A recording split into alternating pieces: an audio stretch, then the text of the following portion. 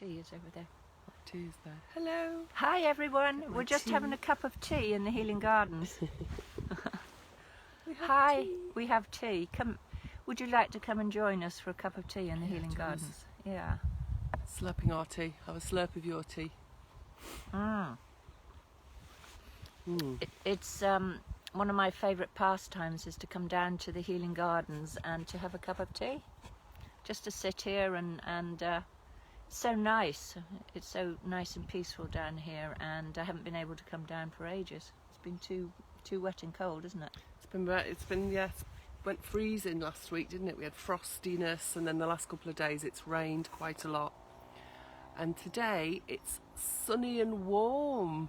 Well, fairly warm. You can see us with our jackets. Well, I don't know. I mean, I've got my big coat on, but it's not cold, is it, today at all? No, it's quite mild. Even my nose is warm. That's unusual. Oh. Yeah, it's really warm. Yeah. It's unusual for me. I was just saying to Juliet, because hopefully if you haven't seen, it'd be really great if you could. We'll tag it underneath this video actually. The intention is to have a polytunnel. Where's the camera on there? It's there, isn't it? Yeah. The intention is to have a polytunnel here in the gardens, because even when it's frosty and even when it's raining, we'd be able to sit and have a cup of tea and have no rain hitting us and no frost biting our noses off inside the polytunnel. Yeah. And other people could come and join for a cup of tea as well. And we could even have a little heater in there to heat the polytunnel. So the polytunnel isn't the ideal place for inside meeting space, but it would at least give the garden some place where garden members could come and connect and to have a cup of tea and talk about plans for the garden and what they'd like to do, sow some seeds, organise ahead for the next season. Because it's really important. This year, the gardens have been such an amazing resource for so many people. Like right from the point when this whole lockdown nonsense started, people started coming down to the gardens and gardening, and more people came, and it means we've had the best harvest this year ever. It's amazing. It's just amazing. Look, we've even still got fresh broccoli growing. I just rescued this broccoli. It's been munched away by a garden creature, I think. Yeah. But actually it's just proof, isn't it? Look, you can see how gorgeous. Now it's December, it's the middle of December, and the broccoli is still flowering. Yeah. So we've got lots of greens and all sorts of things still down here, and it's been amazing for members to come and be able to benefit by sharing fresh produce. But the other main benefit for members is they can get together and they can share, they can connect, and they can talk. And what came up for me this morning when I ran my healing group was the thing that people were missing most, wasn't it? Yeah, missing contact. Missing contact and missing connection, missing hugs. And even if you don't want a hug, to be able to sit and have a cup of tea with somebody, you know, you can sit wherever you want, but you know, to sit in a community and actually feel part of the community and feel connected. And just that presence of other people, being with other people, it's so crucial, isn't it? Yeah, because human beings need each other. We're hardwired for connection. Yeah. And I think this is the biggest thing, the biggest difficulty coming out of the whole crisis this year, is people feeling really depressed and isolated and suicidal because you know, there's no one to connect to, and also there's no one to do anything with. So by having a project, by still working together communally on the gardens, that's really important, because it gives people a sense of purpose. And the blackbirds agree. Yeah. They all said yes then. Yeah. They're jackdaws. Are they jackdaws? But they are black. Yeah, I love that sound of the jackdaws. So yes, the polytunnel is really, really important for us to be able to have a space over winter to get together, because very soon it's going to be very frosty and cold, and it'd be wonderful to be in the polytunnel. And we can also grow vegetables in the polytunnel over winter. We can do all that. I wonder if the broccoli would have survived better inside the polytunnel had not been eaten by a creature. Well, that's another thing, is the polytunnel will stop the deer and all the birds and everything eating our winter crops. Do you know that we have deer around this grounds where we are, these gardens where we are? So if you didn't know that and you love deer, I think everybody loves deer, don't they? Yeah, until they've eaten absolutely everything that you've grown. I haven't got to that stage yet. I'm still in love with them. But Yeah, no, they're so beautiful. yeah. And we are ingenious enough that we can protect some of the crop and leave some for the deer. So we're not taking it all away from them. No, we've grown so much that even though, except for my runner beans, that they ate absolutely all the runner beans. Did they? Five different places. Wow. Runner beans. Well, I have to say, I'm definitely on the side of the deer. I love runner beans too. Yeah, they munched each bean off. Every time the bean grew, it was just munched. It was a bit disappointing. If I was a deer, I'd be very happy around your garden here, Juliet. Yeah. All the spinach now I have had to put under little bottles. Yeah, we've got protection. We've got little cloche. Yeah. Makeshift cloches. Yeah, but we need the polytunnel. We urgently need the polytunnel, and we've been doing a fundraiser, and we have raised £940. We've got 5 days left of the fundraiser, but the target's 3,500. So we're almost a third of the way. Almost a third of the way. Okay. Yeah. Okay. But the important thing is we have to get that polytunnel delivered really soon, otherwise we won't be able to get it in here for the winter, because it's really hard to access the site with a vehicle, so we need to get it organised before it gets too wet and cold. Yeah. Otherwise it'll be coming like a ski slope. Oh yeah, it's difficult to bring a lorry down. So yeah, 3,500 because it's a super duper polytunnel. It's really big. It's something like 8 meters. 8 meters by like 14. 8 by 12.5 meters, I think. So it's a good really size. big, isn't it? Yeah, it's a good size to grow lots of produce over winter. We can have shelving on one side to start all our seed trays, so that we can get things like early sowings of beetroots and radishes and all sorts of things, early spinach, all done early, so we get a very early crop.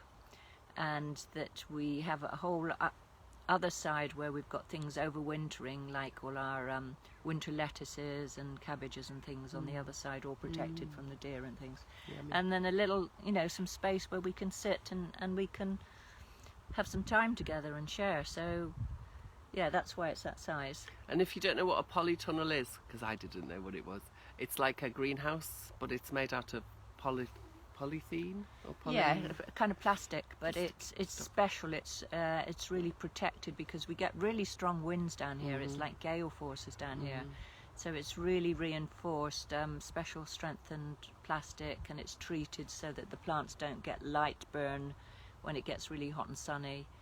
And there's an irrigation system in it, so they can be watered in the summer. So it's like a super sophisticated modern day greenhouse.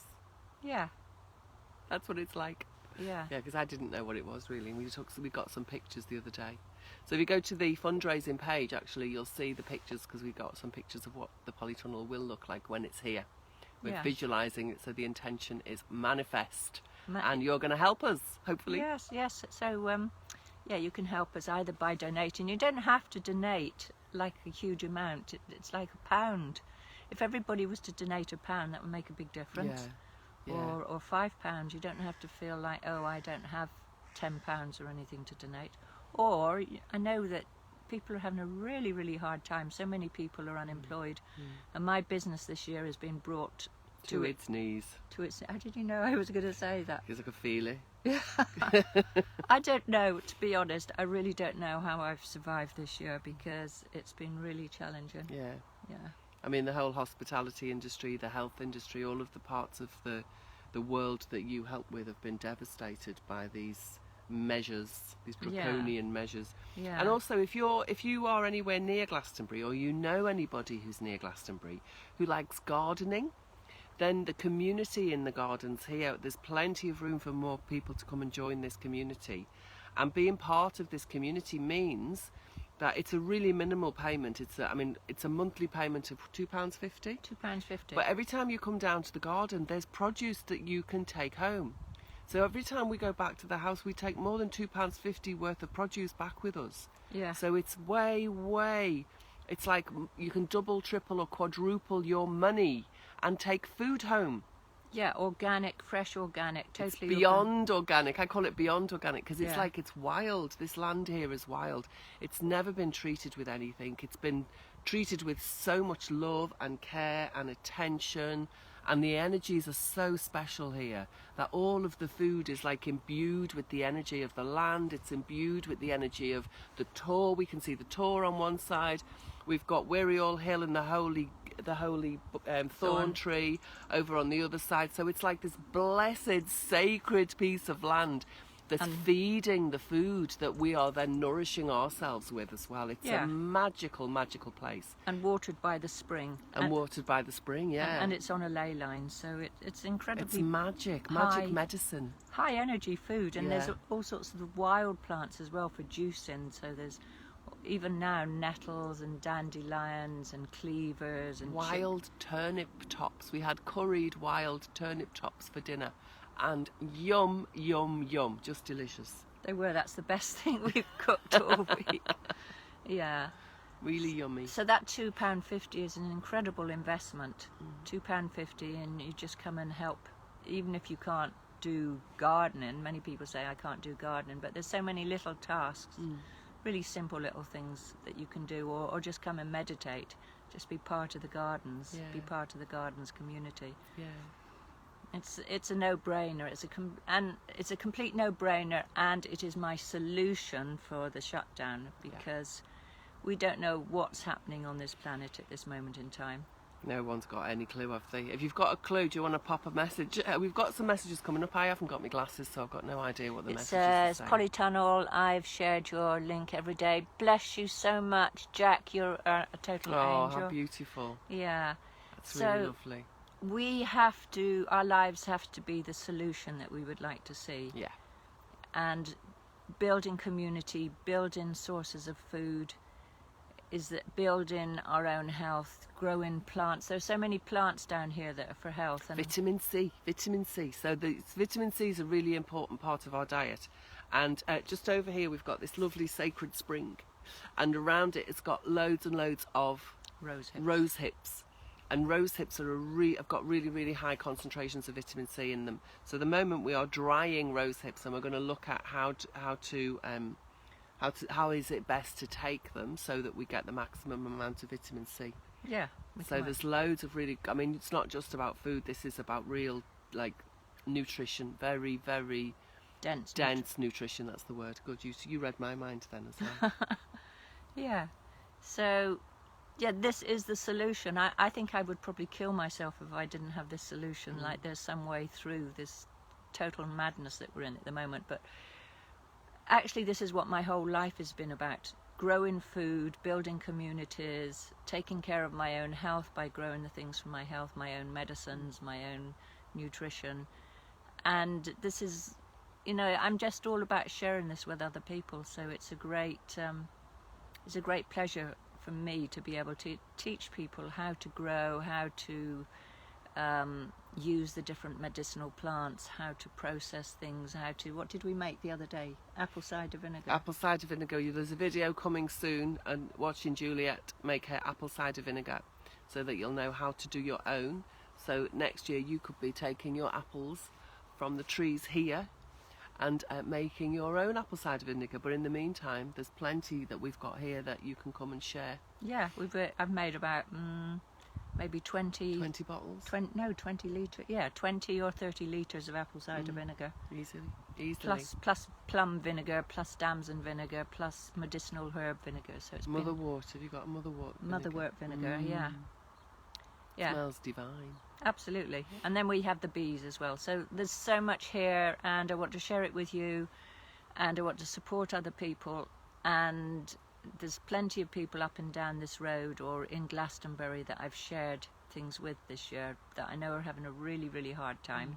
So it's not just about, come and help me. It's like, let's create something together. Let's help each other. Let us help you. Yeah, let us help you. Let us help the community. So, okay, so, oh my God, it's so beautiful. There's dark clouds over there. I don't even know if I can show anybody. So I'm just going to do you a little swing you